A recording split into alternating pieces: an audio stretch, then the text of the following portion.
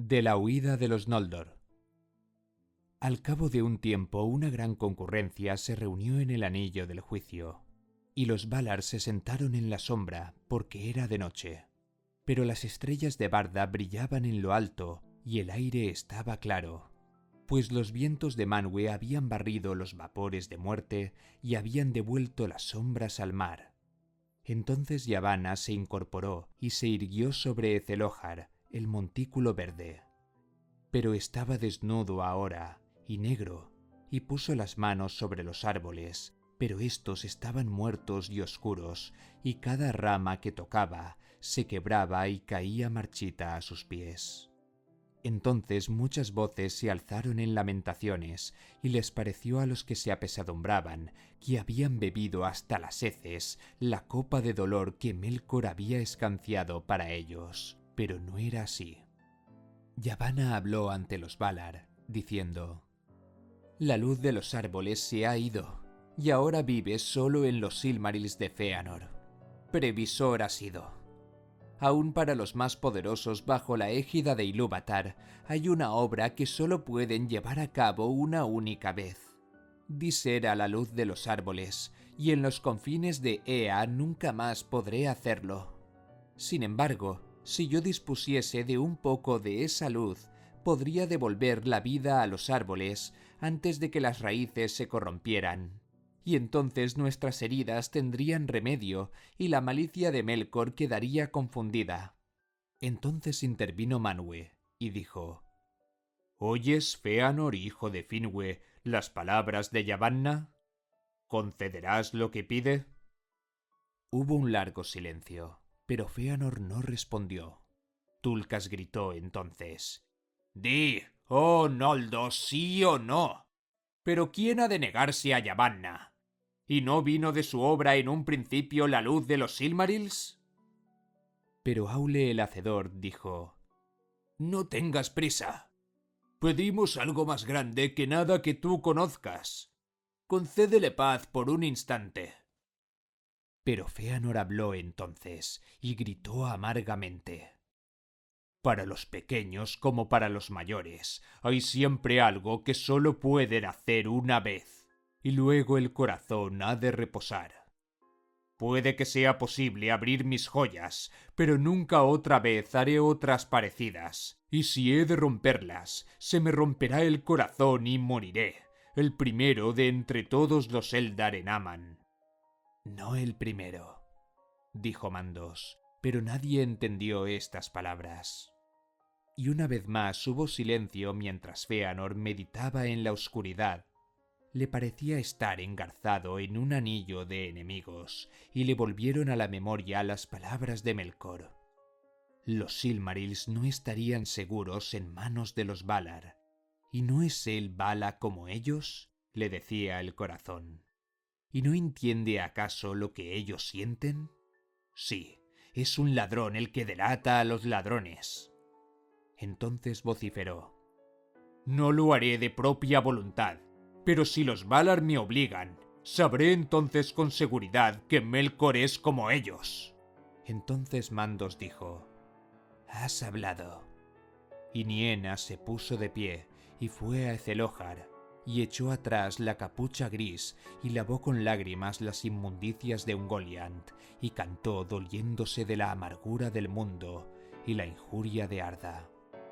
Pero mientras Niena aún se lamentaba, llegaron mensajeros de Formenos, y eran gente de los Noldor que traían nuevas de infortunio, porque contaron cómo una ciega oscuridad había avanzado hacia el norte, y en medio de ella se movía cierto poder para el que no había nombre, y la oscuridad salía de él mismo. Pero Melkor también estaba allí, y fue a la casa de Fëanor, y mató a Finwë, rey de los Noldor, delante de las puertas, y derramó la primera sangre en el reino bendecido, porque solo Finwë no había huido del horror de lo oscuro. Y contaron que Melkor había quebrantado la fortaleza de Formenos y se había apoderado de todas las joyas de los Noldor que allí estaban guardadas. Y los Silmarils habían desaparecido. Entonces Fëanor se levantó y alzando la mano ante Manwë, maldijo a Melkor llamándolo Morgoth, negro enemigo del mundo. Y desde entonces y para siempre los Eldar solo lo conocieron por ese nombre. Y maldijo también el llamamiento de Manwë y la hora en que había acudido a Taniquetil, pensando en medio de la locura a que lo habían llevado la rabia y la pena, que si se hubiera encontrado en Formenos, la fuerza le hubiera valido al menos para que no lo mataran a él también, como Melkor se había propuesto. Entonces Fëanor abandonó a la carrera el anillo del juicio y se internó en la noche, porque Finwë le era más querido que las obras incomparables de sus manos o que la luz de Valmar. ¿Y quiénes entre los hijos, sean de elfos o de hombres, han tenido a sus padres en más alta estima? Muchos allí se afligieron por el dolor de Fëanor, pero la pérdida por él sufrida no era suya solamente, y Yavanna lloró junto al montículo, temiendo que la oscuridad devorara para siempre los últimos rayos de la luz de Valinor. Porque aunque los Valar aún no entendían del todo qué pasaba, advertían que Melkor había pedido ayuda a algo que procedía de más allá de Arda. Los Silmarils habían desaparecido y no importaba en apariencia que Fëanor le hubiera dicho sí o no a Yavanna. Sin embargo, si hubiera consentido desde un principio, antes de que las nuevas llegaran desde Formenos, quizá no hubiese podido acometer lo que hizo después. Pero el destino de los Noldor estaba ahora cada vez más cerca. Entretanto, Morgoth, al huir de la persecución de los Valar, llegó a los baldíos de Aramman. Esta tierra se extendía hacia el norte, entre las montañas de las Pelori y el gran mar, como Abázar se extendía hacia el sur. Pero Aramman era una región más vasta, y entre las costas y las montañas había tierras yermas, cada vez más frías, a medida que se aproximaban al hielo. Por esta región Morgoth y Ungoliant pasaron deprisa, y así llegaron a través de las grandes nieblas de Hoyomure al Helcaraxe, el estrecho entre Aramman y la Tierra Media, todo de hielo crujiente. Y él lo cruzó, y regresó por fin al norte de las tierras exteriores. Juntos siguieron avanzando, porque Morgoth no podía eludir a Ungoliant, y la nube de Ungoliant todavía lo envolvía, y todos los ojos de ella estaban fijos en Morgoth. Y llegaron a esas tierras que se extienden al norte del estuario de Drengist. Se acercaba ahora Morgoth a las ruinas de Angband, donde se había levantado una gran fortaleza occidental. Y Ungoliant cayó en la cuenta de cuál era la esperanza de Morgoth, y supo que allí intentaría huir, y lo detuvo exigiéndole que cumpliera lo que había prometido. «Negro corazón», dijo, «he hecho lo que me pediste, pero todavía estoy hambrienta». «¿Qué más quieres?», dijo Morgoth. «¿Deseas meterte el mundo entero en la barriga? No prometí darte eso, soy el Señor». «No pretendo tanto», dijo Ungoliant. «Pero obtuviste un gran tesoro en Formenos. Eso quiero. Sí, con ambas manos me lo darás». Entonces por fuerza cedió Morgoth las gemas que llevaba consigo, una por una y a regañadientes, y ella las devoró, y la belleza de las piedras murió para el mundo. Más grande y oscura se volvió Ungoliant, pero su codicia no estaba satisfecha todavía. «Con una mano das», dijo. «Solo con la izquierda. Abre la otra mano». En la mano derecha llevaba Morgoth apretados los Silmarils, y aunque estaban encerrados en un cofrecillo de cristal, habían empezado a quemarlo, y el dolor le agarrotaba la mano, pero no la abría. «No», dijo. «Has recibido lo que te adeudaba, porque con el poder que puse en ti consumaste tu obra. Ya no te necesito. No tendrás estas cosas ni las verás. Las nombro mías para siempre». Pero Ungoliant había crecido, y Morgoth era ahora más pequeño a causa del poder que había salido de él.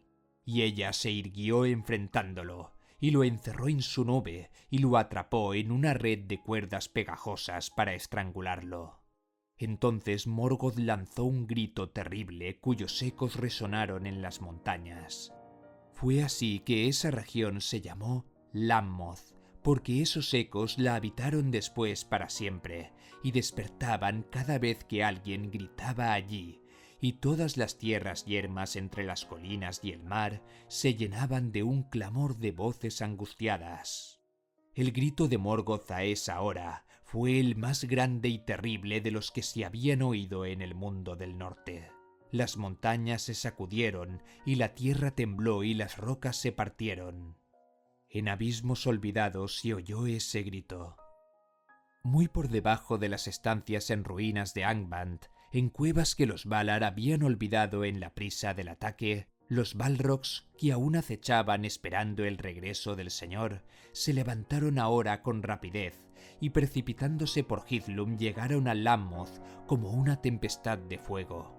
Con los látigos de llamas rompieron las telas de Ungoliant y ella se amedrentó y se volvió eructando vapores negros para ocultarse y escapar, y huyendo del norte descendió a Beleriand y vivió bajo Eret Gorgoroth en el valle oscuro que se llamó después Nandun Gorthep, el valle de la muerte terrible, por causa del horror que ella crió en ese sitio.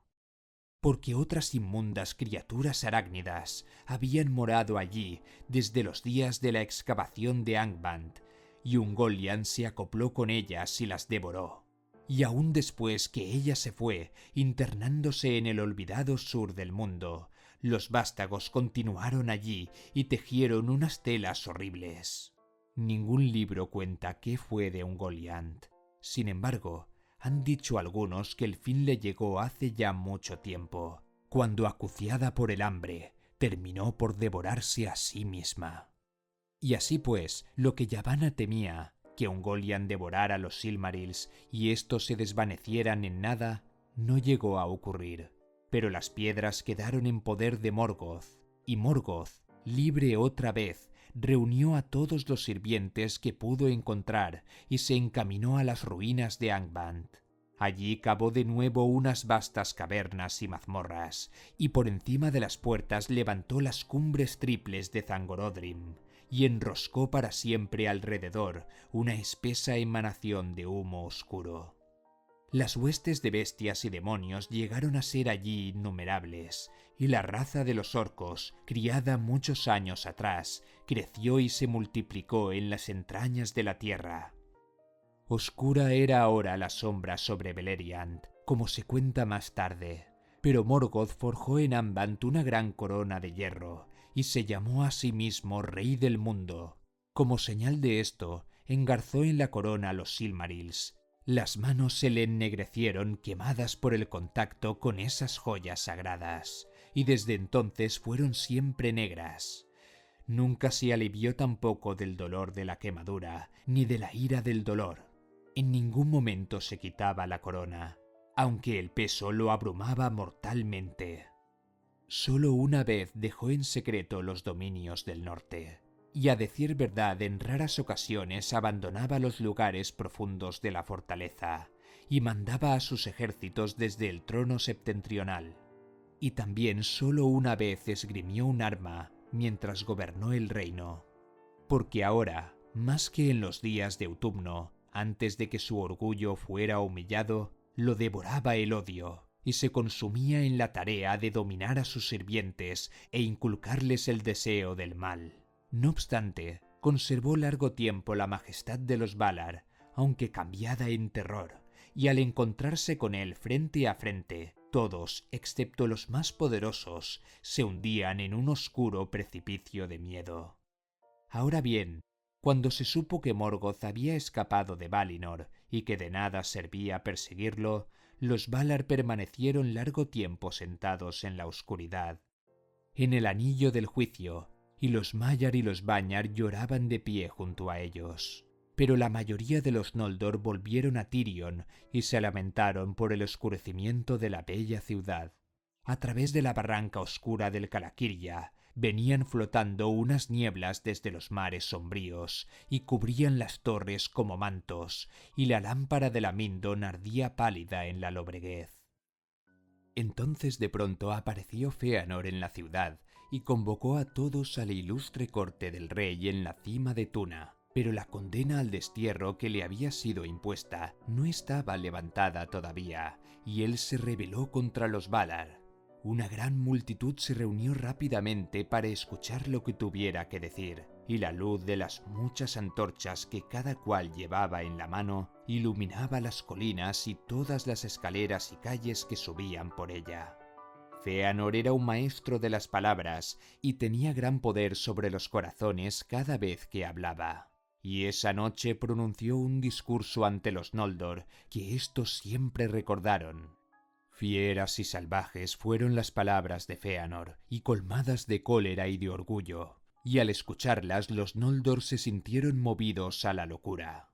Fëanor habló sobre todo de Morgoth con odio y cólera, y sin embargo, casi todo cuanto dijo procedía de las mentiras de Morgoth mismo. Pero Fëanor, transido de dolor por el asesinato de su padre y de angustia por el robo de los Silmarils, reclamó el reinado sobre todos los Noldor desde que Finwë estaba muerto, y despreció los decretos de los Valar. «¿Por qué, oh pueblo de los Noldor?», exclamó. «¿Por qué habremos de servir a los celosos Valar, que no pueden protegernos ni protegerse del enemigo? Y aunque sea ahora un adversario, ¿no pertenecen ellos y él a un mismo linaje? La venganza me llama desde aquí, pero aun cuando así no fuese, no querría yo vivir más tiempo en la misma tierra con el linaje del asesino de mi padre y del ladrón de mi tesoro. Pero no soy el único valiente en este pueblo de valientes. ¿Y no habéis perdido todos a vuestro rey? ¿Y qué más no habéis perdido? Aquí encerrados en una tierra estrecha entre las montañas y el mar. Aquí una vez hubo luz, que los Valar mezquinaron a la Tierra Media, pero ahora la oscuridad lo nivela todo. ¿Nos lamentaremos aquí siempre inactivos, pueblo de sombras, moradores de la niebla, vertiendo lágrimas vanas en el mar indiferente? ¿O volveremos a nuestra patria, en cuyo vienen fluían dulces las aguas bajo las estrellas de un cielo sin nubes, y vastas eran las tierras por las que podía andar un pueblo libre? Allí se extienden todavía y nos aguardan, a nosotros que las abandonamos en un momento de locura. Venid, que los cobardes guarden la ciudad».